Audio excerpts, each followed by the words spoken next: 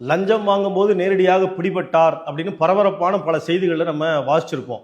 அதாவது ரசாயனம் தடவிய நோட்டுகளை கொடுத்து லஞ்சம் கொடுக்கிற போது வாங்குற போது நேரடியாக போய் கையுங்களவமா பிடிச்சாங்க. அப்படி இன்னைக்கு கௌதம் அதானியை அமெரிக்கா கையுங்களவமா பிடிச்சிருக்கு. எவ்வளவு லஞ்சம் கொடுத்துருக்காரு? கம்மி தான். 2029 கோடி ரூபாய் லஞ்சம் கொடுத்துருக்காரு. யாருக்கு கொடுத்துருக்காரு? இந்தியாவில் இருக்கக்கூடிய அதிகாரிகள் கொடுத்துருக்காரு. இது யாரு கண்டுபிடிச்சிருக்கா? அமெரிக்காவில் இருக்கக்கூடிய நீதிமன்றம் மிகப்பெரிய குற்றச்சாட்டு முன் வச்சு அவர் மேல கைது வாரண்ட் பிறப்பித்திருக்கிறது. நம்முடைய மோடி என்ன சொல்லுவாரு? மிஸ்டர் கிளீன் அப்படின்னு எப்ப பார்த்தாலும் அதானியை சொல்லுவாரு. ஆனா இன்னைக்கு மிஸ்டர் கிளீன் 4 ஆண்டுகள்ல 2020 இருந்து 24 வரைக்குமான 4 ஆண்டுகள்ல, அதாவது 2029 கோடி ரூபாய் லஞ்சம் கொடுத்திருக்காரு அப்படின்னு ஒரு பகிரங்கமா குற்றச்சாட்டை முன் வச்சிருக்கு. சரி, அதானி இந்தியாவுடைய தொழில் அதிபர். இந்தியாவில் இருக்கக்கூடிய அதிகாரிகளுக்கு லஞ்சம் கொடுக்கிறாருங்கிறத ஏன் அமெரிக்கா கண்டுபிடிக்கணும்? அமெரிக்காவுடைய நீதிமன்றம் இந்த குற்றச்சாட்டை முன் வச்சு ஏன் அரெஸ்ட் வாரண்ட் பிறப்பிக்கணும்? இது ஒரு ரொம்ப சுவாரஸ்யமான மர்ம கதை. இந்த கதையில என்ன நடந்திருக்கு அப்படிங்கிறத நம்ம பார்ப்போம். அதானிக்கு சொந்தமான நிறுவனம் அதானி கிரீன் எனர்ஜி.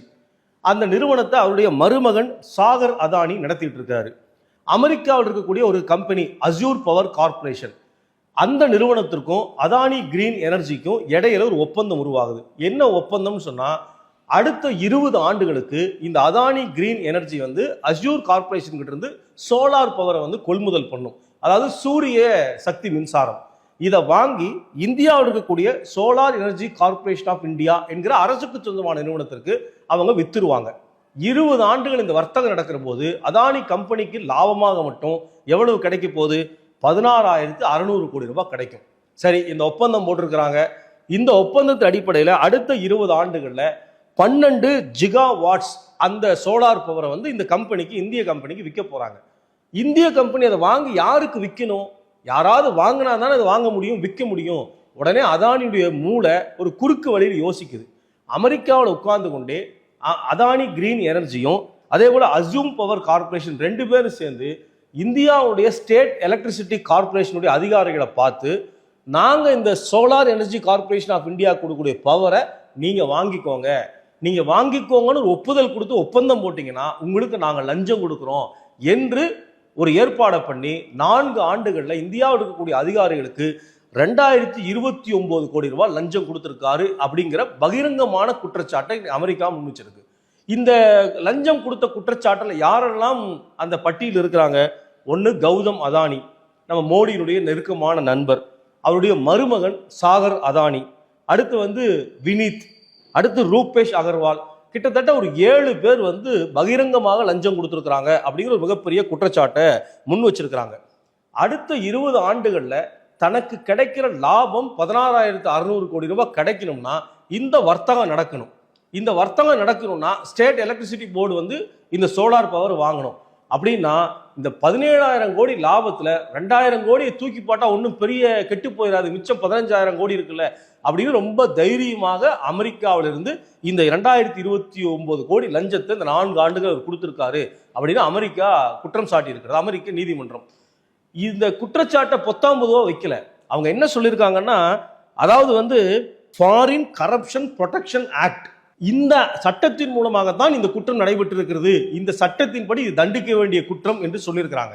அது மட்டும் இல்ல, இந்த லஞ்ச பரிவர்த்தனை, இதற்கான உரையாடல், இது எல்லாம் சாகர் அதானியுடைய போன்ல நடந்திருக்கு, செல்போன் டேட்டா இருக்கு, ரெக்கார்டு இருக்கு அப்படின்னு சொல்லியிருக்கிறாங்க. அது மட்டும் இல்லாம சில கோடு வேர்டை பயன்படுத்தி இருக்கிறாங்க. அதானியை பேசுற போது என்ன சொல்றாங்கன்னா, த பிக் மேன், அதாவது பெரிய மனுஷனா அவரு, த பிக் மேன் அப்படிங்கிற பயன்படுத்தியிருக்காங்க. நியூமரோ யூனோ அப்படின்னு கோடு வேர்டெல்லாம் பயன்படுத்தி தான் இந்த உரையாடல் நடந்திருக்கு. செல்போன் வழியாக தான் அந்த லஞ்சம் கொடுக்கறது வாங்குறது, இந்த மாதிரிலாம் 4 ஆண்டுகள் நடந்திருக்கு அப்படிங்கிற பகிரங்கமான குற்றச்சாட்டை இன்னைக்கு அமெரிக்கா முன் வச்சிருக்கு. முன் வச்சதனுடைய விளைவு என்ன? ஒரே நாள்ல இந்தியாவுடைய பங்குச்சந்தை மிகப்பெரிய ஆட்டம் கண்டிருக்கு. அதானுடைய பங்குகள் மட்டும் ஒரே நாளில் சில மணி நேரங்களில் 2 லட்சம் கோடி ரூபாய் சரிவை சந்தித்திருக்கிறது. சரி, ஒரு கார்பரேட் கம்பெனி லாபமோ நட்டமோ அவருக்கு தான் அப்படின்னு சொல்லி கடந்துடலாமானா இல்லை. ஏன்னா தன்னுடைய நண்பர் கம்பெனி லாபம் வரணுங்கிறதுக்காக எல்ஐசி உள்ளிட்ட பல பொதுத்துறை நிறுவனங்களை அதானி நிறுவனத்துல முதலீடு பண்ணணும்னு இந்த அரசாங்கம் கம்பல் பண்ணிருக்கு. இவங்களும் முதலீடு பண்ணியிருக்கிறாங்க.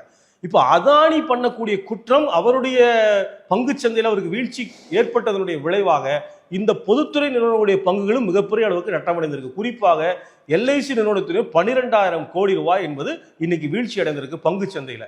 அப்படின்னா ஒரு கார்ப்பரேட் நண்பருக்காக அனைத்து சட்டங்களையும் மீறுவது அப்படிங்கிற மோடி எப்படி ஒரு சுத்தமானவர் அப்படின்னு ஏற்றுக்கொள்ள முடியுங்கிற மிகப்பெரிய கேள்வியை இந்த சம்பவம் எழுப்பி இருக்கு. ஏற்கனவே இந்தியாவுடைய எல்லா மின்சார வாரியத்திற்கும் அதானி தான் கோல் சப்ளை பண்ணார். கோல் சப்ளை பண்ணதுல தரமற்ற கோலை நிலக்கரியை சப்ளை பண்ணி 10,000 கோடி ரூபாய் முறைகேடு பண்ணியிருக்காரு அப்படிங்கிற ஒரு குற்றச்சாட்டு ஏற்கனவே இருக்கு. அடுத்து செபி பங்குச்சந்தையை எப்படி முறைகேடா பயன்படுத்தி 10,000 கோடி ரூபாய் முறைகேடு பண்ணாரு, இந்திய அரசாங்கத்தை சட்டத்திட்டங்களை எப்படி ஏமாத்தினாரு அப்படின்னு ஹிண்டன்பர்க் அறிக்கை கொடுத்திருக்கு. இப்படி அடுக்கடுக்காக கௌதம் அதானி மீது இந்த குற்றச்சாட்டுகள் வந்து கொண்டே இருக்கிற போது பாஜக என்ன செய்து கள்ள மௌனம் காக்கிறார்கள். ஒரு அமெரிக்கா என்கிற ஒரு தேசம் இந்தியாவை பார்த்து ஒரு குற்றச்சாட்டு முன்வைக்கிற போது அதை ஏற்றுக்கொண்டு கண்டிக்க வேண்டிய பாஜக அல்லது ஒன்றிய அரசு இன்றைக்கு எதிர்கட்சிகளை வசைபாட துவங்கி இருக்கிறாங்க. எப்பவுமே அதானிக்கான ஒரு மிகச்சிறந்த எல்லா விதமான கொள்கைகளும் உருவாக்கக்கூடிய அரசாகத்தான் இந்த பாரதிய ஜனதா கட்சியினுடைய அரசு இருக்கிறது. அதானிகளை காப்பாற்றுகிற கார்ப்பரேட்டுகளுக்கு சிவப்பு கம்பளம் விரிக்கிற ஒரு பொருளாதார கொள்கை தான் இந்த அரசாங்கத்துக்கு இருக்கு. மீண்டும் உலக அரங்கத்தில் இந்தியாவுடைய ஒரு நம்பகத்தன்மையை கேள்விக்குள்ளாக்குற வகையில் இந்த கார்ப்பரேட் குற்றவாளி அதானி மீண்டும் பிடிபட்டிருக்கிறார். அவரை காப்பாற்றுகிற வேலையை இந்த ஒன்றிய அரசாங்கம் செய்திருக்கிறது.